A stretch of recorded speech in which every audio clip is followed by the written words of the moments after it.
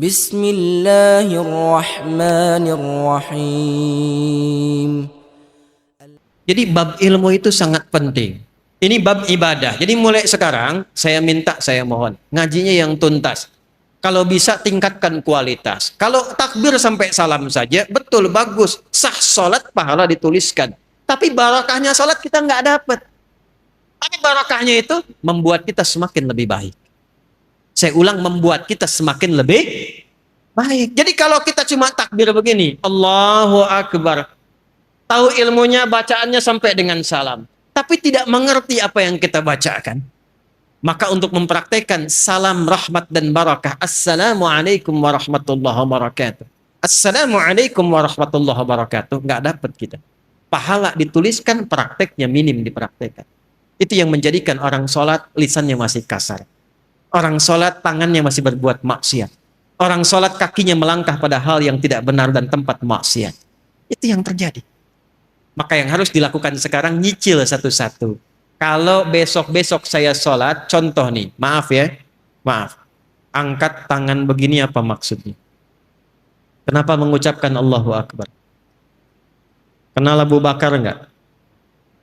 Oh, bagus. Abu Bakar itu satu-satunya sahabat Nabi yang kalau takbir, baru takbir, itu langsung nangis.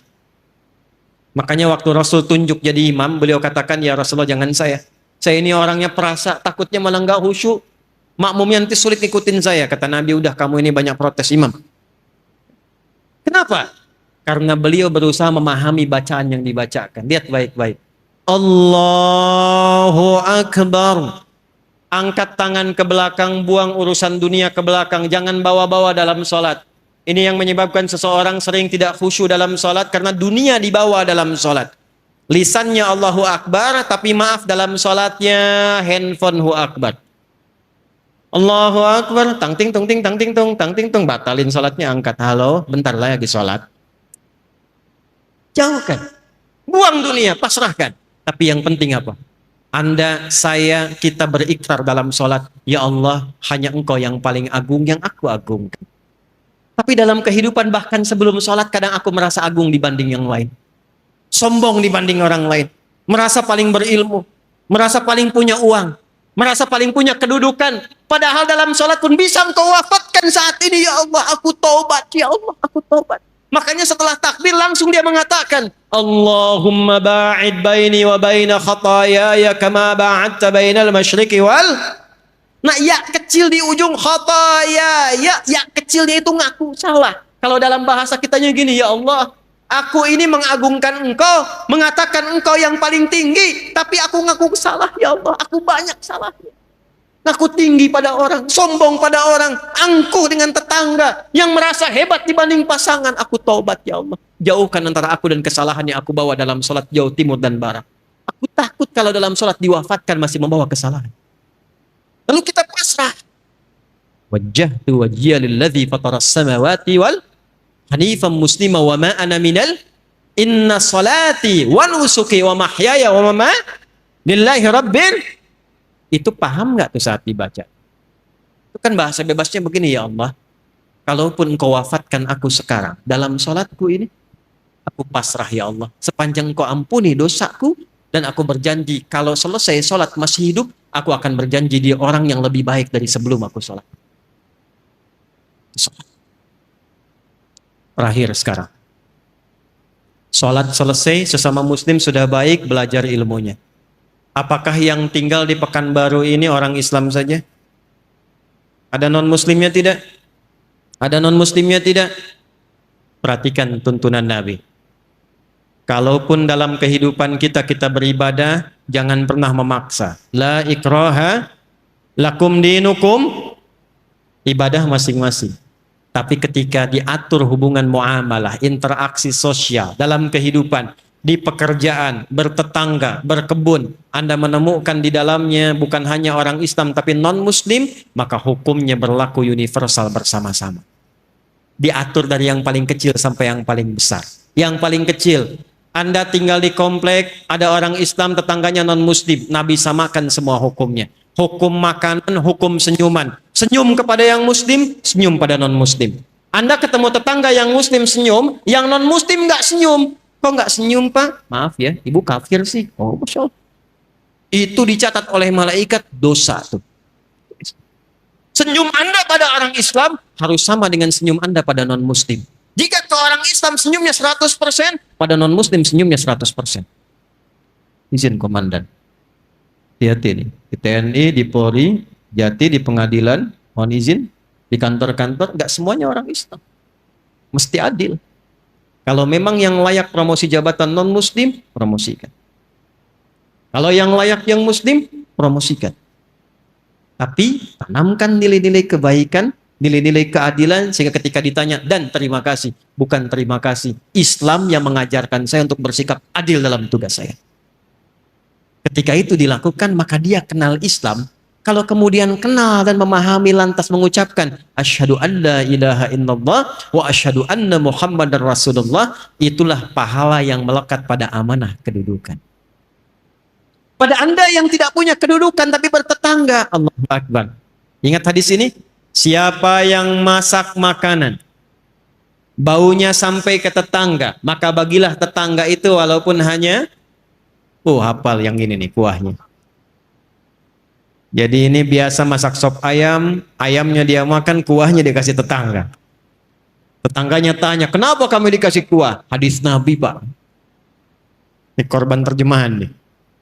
Maksud Nabi, nanti besok-besok itu orang banyak kreatif bikin bumbu-bumbu. Memang yang dimasak itu cuma, maaf sekali, singkong. Tapi bumbunya bumbu rendang. Diambil dari Bukit Tinggi, bikin rendang singkong. Bumbunya rendang, yang dimasaknya apa? Bagi tetangga supaya nggak salah persepsi. Dikiranya memang betul rendang, ternyata rendang bagi. Tapi hadisnya belum selesai. Saya pengen tanya, apakah Nabi pernah mengatakan kalau tetangga Anda muslim saja? Nggak ada redaksinya begitu. Makanya ratakan. Bikin rendangnya, kirimkan ke setiap tetangga yang bisa dibagi. Jangan dilewat dengan muslim. Yang Islam bagi, Pak Haji bagi, Bu Haji bagi, Bu Ustadz bagi, tetangga biasa bagi. Tiba-tiba pastor keluar. Pak, kayaknya enak rendangnya. Emang sih, Bapak sih salah, tokoh kafir. Enggak boleh. Dosa tuh. Itu ahli-ahli dapat pahala, langsung tulis dosa. Coreng. Datangi, ketuk rumahnya. Selamat pagi, ada apa Pak Haji? Ini ada rezeki. Nih, ada satu panci rendang. Oh, Pak Haji baik sekali. Bukan baik. Nabi Muhammad yang mengajarkan saya untuk berbagi. Kenalkan nama Nabi Muhammad. Besok-besok saat dia mengembalikan panci, udah bisa salam. Assalamualaikum Pak Haji. Tuh.